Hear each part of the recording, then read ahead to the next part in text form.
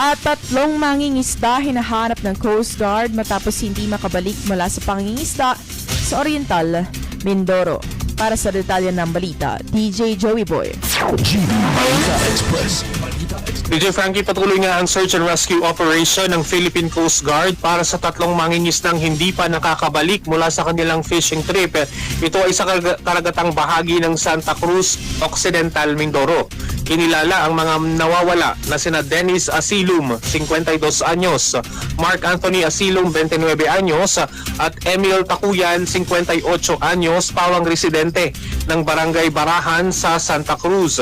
Umalis ang tatlo sakay ng motorbangka na FBCA Cassandra bandang alas 10 ng umaga noong Agosto 16 at inaasahang makababalik pagsapit ng alas 4 ng hapon ng Agosto 17. Ayon sa Philippine Coast Guard, huling namataan si Dennis na nakasuot ng asul na long sleeve shirt.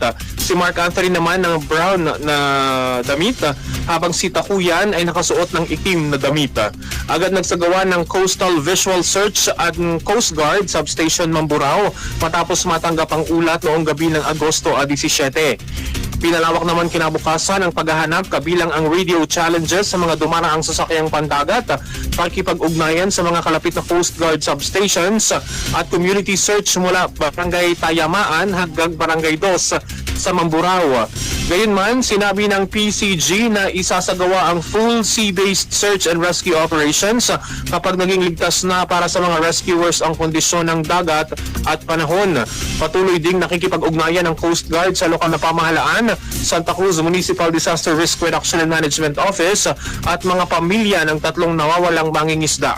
Nanawagan naman ng PCG sa mga marino, coastal communities at iba pang nasa karagatan na manatiling mapagmatyag at agad i-report sa pinakamalapit na Coast Guard unit o lokal na otoridad ang anumang impormasyon o posibleng pagkakakitaan sa tatlong mangingisda. Para sa GV Balita Express, ito si DJ Joey Boy sa GV 99.9, Your Good Vibes.